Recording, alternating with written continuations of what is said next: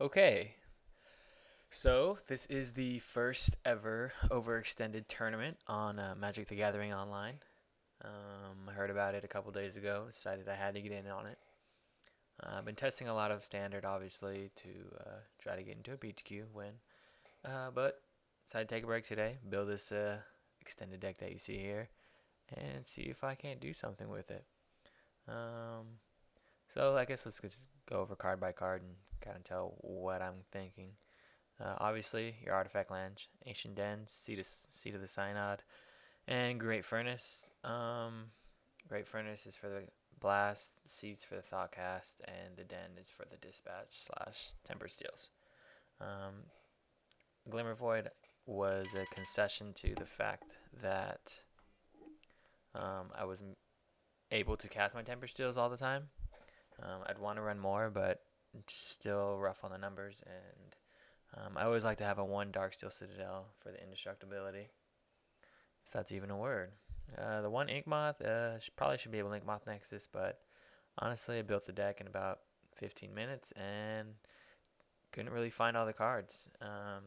The two main glaring differences, I guess you would find, would be the Tempered Steels and the Ink Moth Nexus.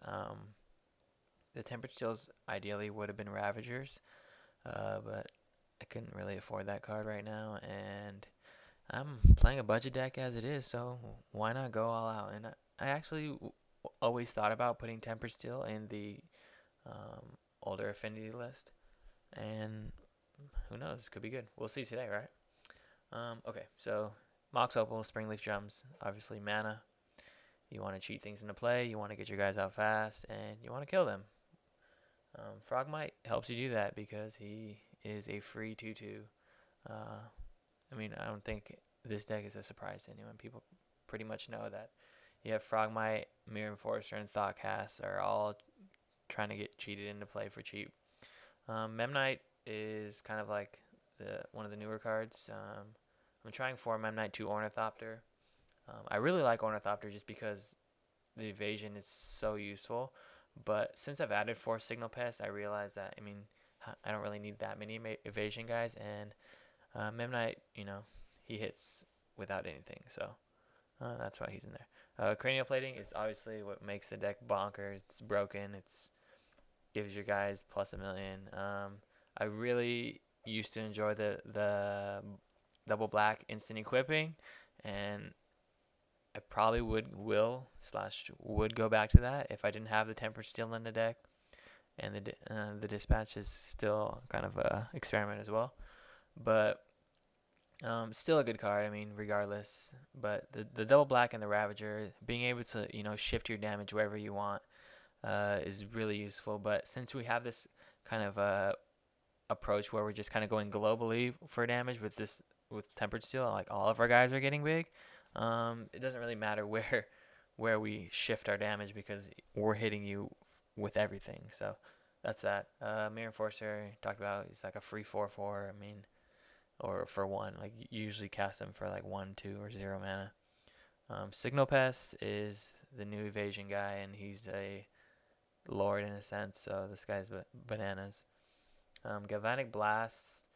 Galvanic Blast is kind of where I went with this deck because ideally, like the original idea was a Tezzeret, like a blue black white maybe, or blue black white Tezzeret version with you know, um, Tezzeret obviously, and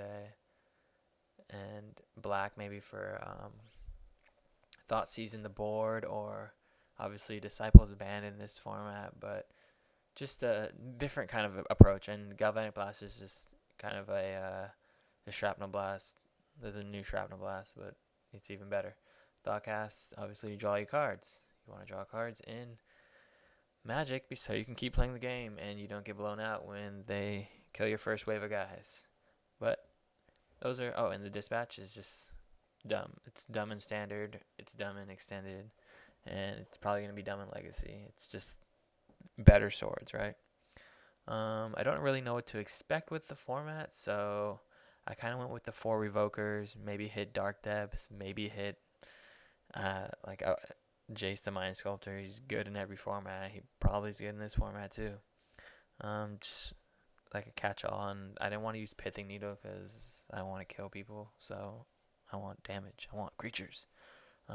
Canonist is because my original deck that I was going to build for today, like before I decided to do it at the last minute, and if I would actually took my time, I wanted to kind of build an elves deck, and I think elves are really good.